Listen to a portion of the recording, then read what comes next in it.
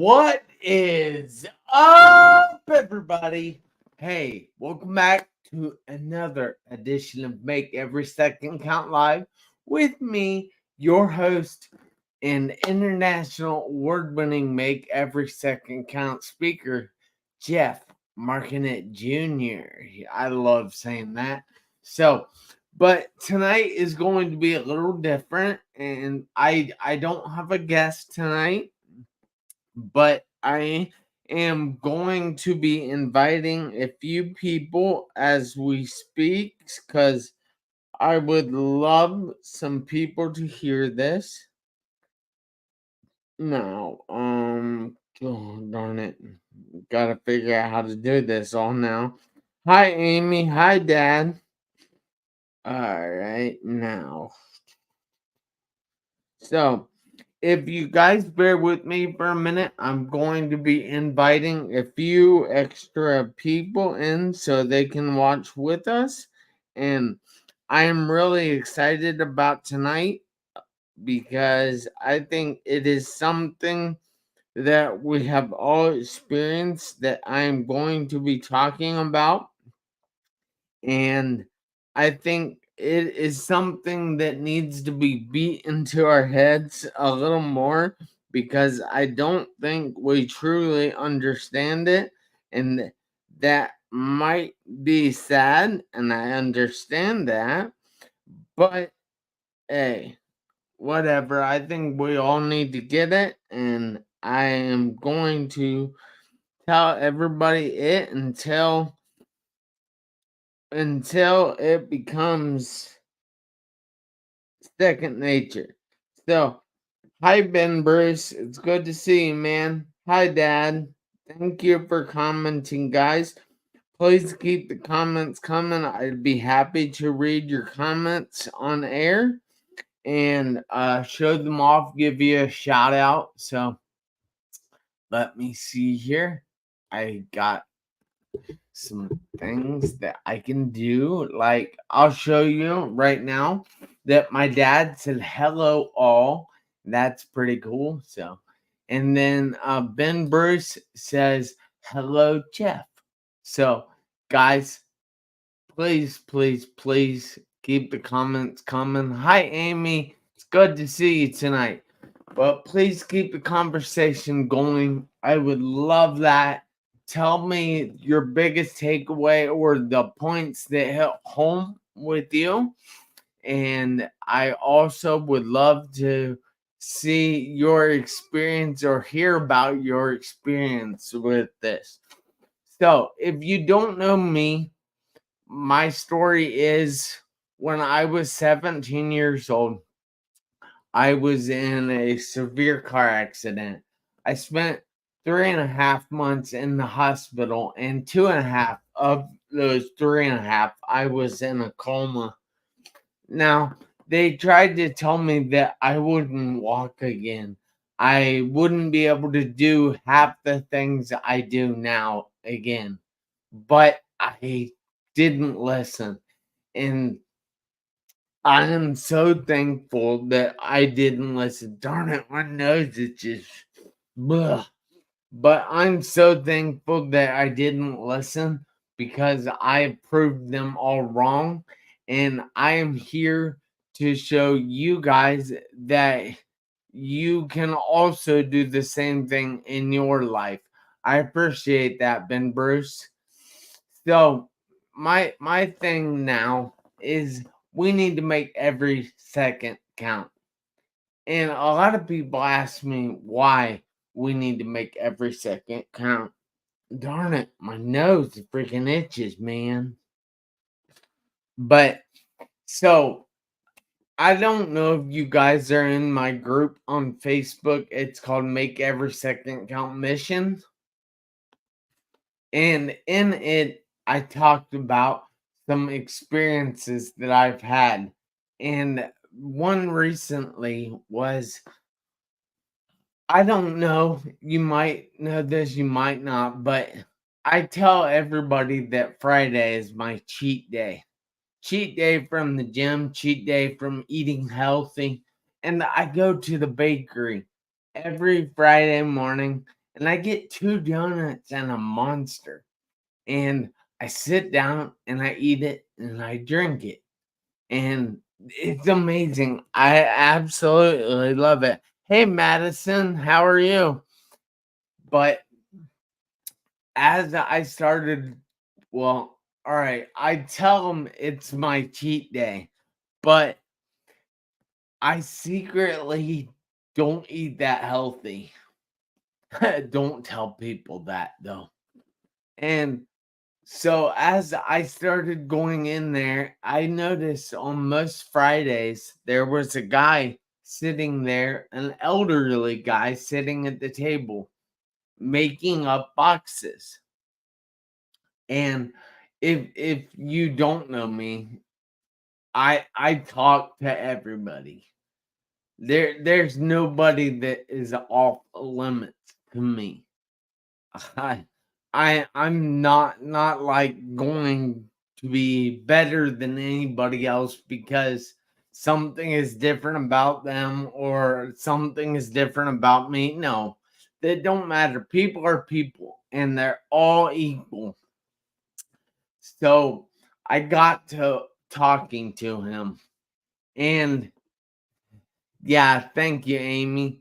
And I found out his name was Paul. Yes, Dad. Sometimes I eat 3 donuts. Yeah, but that's on a rare occasion.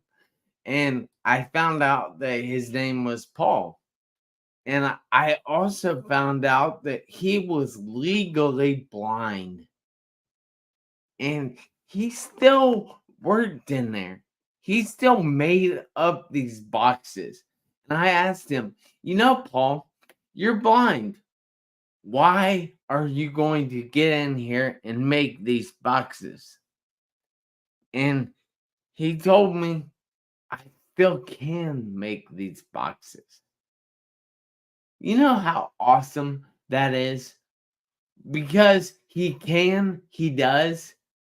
Just because he lost most of his sight due to a stroke, it didn't matter to him because he could still make those boxes. And he was really funny. He told me all about his 7 grandchildren. And he had kids that lived in California, in Arizona, all over the place. And he would go out and visit them quite a bit. But again, he's blind. How how does he travel? Isn't that a hindrance to him to have to get on the plane without being able to see, having to pack a suitcase without being able to see? He didn't make excuses. I found that very admirable.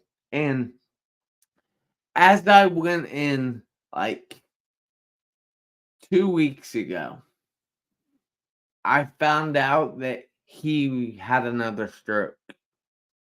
The same way that he lost his vision.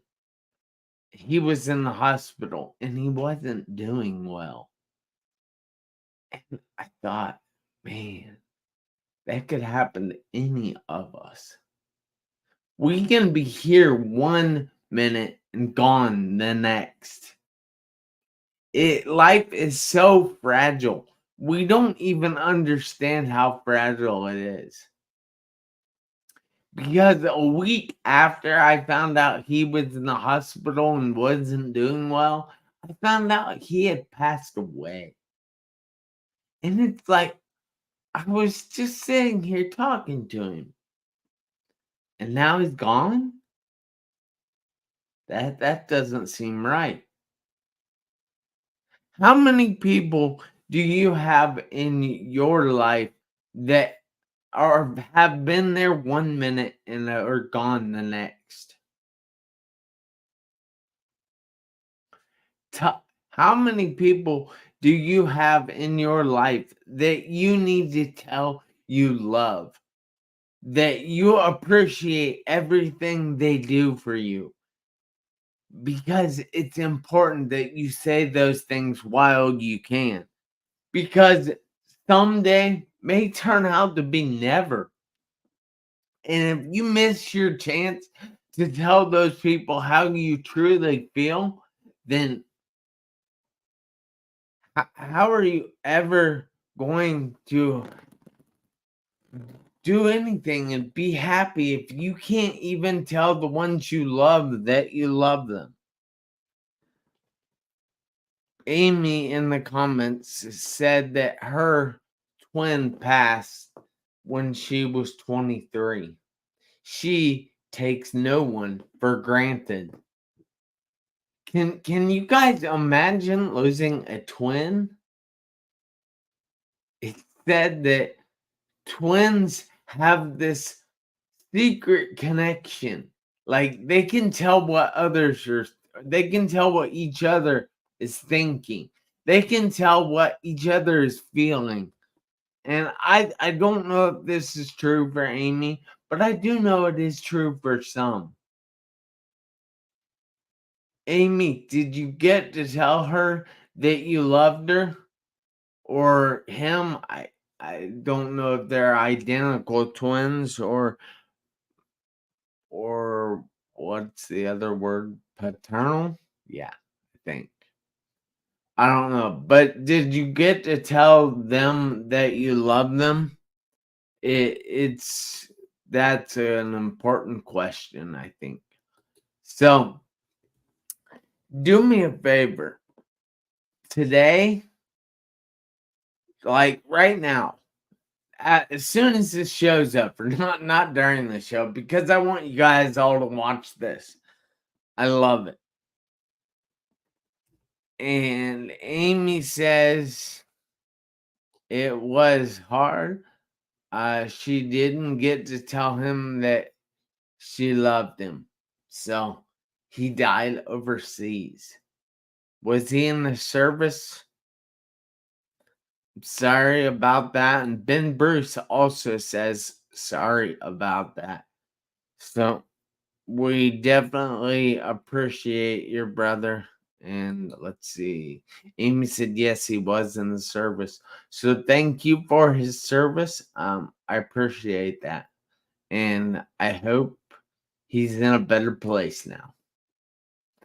So, but I want you to take like 20 minutes after this show. Call one person. Heck, call two people. Maybe three. Just call people. And don't text them. Don't don't put this out there in the ether of the text world, because I want them to hear your voice. I want them to feel the words that are coming from you. And I want you to tell them that you appreciate them, that you love them if you do, that they are so important in your world, that they make your world a better place.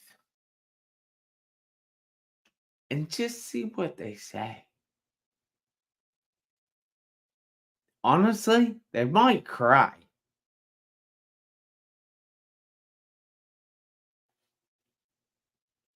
Try it. I'm curious. Let me know in a comment if you do that after this show, because I am very interested and I'd like to see how that comes back to you, because I miss Paul. I didn't know Paul that well, but I sat in the bakery this Friday after I learned he had passed, and I was like, he's not gonna be here anymore. I'm not going to be able to talk to him anymore. Now, I do believe that Paul knew that he was my friend, that I would help him out if he needed help, that he was important to me, but I never actually said those things. And now I'm kind of wondering if he did know those things. And no, it doesn't really matter to him that I feel this way, but it matters to me. And I don't want you guys to have to feel that way because that's not a good feeling.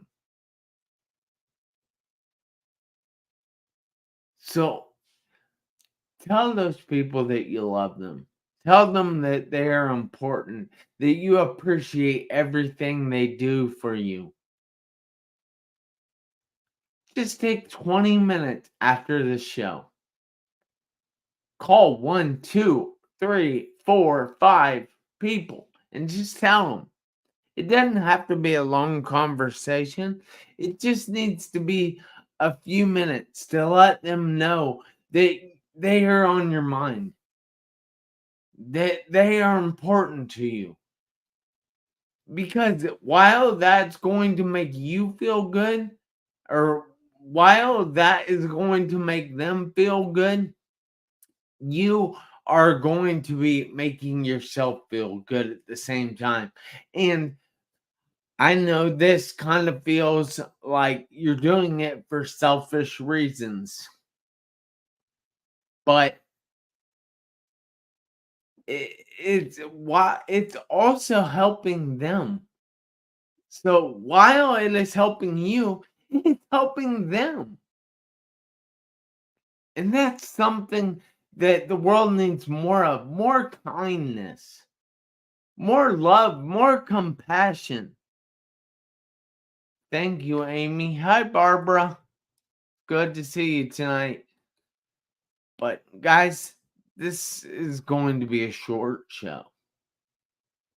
And I ask you if you would please, please, please, I beg of you, share this episode out.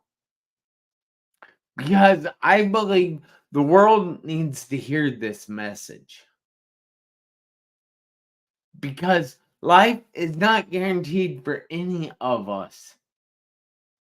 That means you or I might be gone tomorrow. Does that resonate with anybody? Because it does with me. Because like I said, 17, I almost died. I was in a hospital bed for 3.5 months. I was in a coma for 2.5 months. I've been in physical therapy for almost 22 years now. I'm still fighting to get back to where I want to be. And yes, I am really far ahead of where most people would be. I'll see you later, Amy. I have worked so hard. And I'm not telling you that to make myself look good. I'm telling you that to show you that a lot of people wouldn't work that hard. That it is possible. That you are possible. That kindness and love are possible. So go out there and make the world a better place. That's my message tonight. Go out there and make the world a better place. But I need you guys to do me another favor. I need you to make every second count. Why, you might ask? Because you never know when those seconds are going to run out on your one life. I'll see you guys back here next Tuesday, 7 p.m. Eastern Time. And until then, make every second count. Bye, everybody.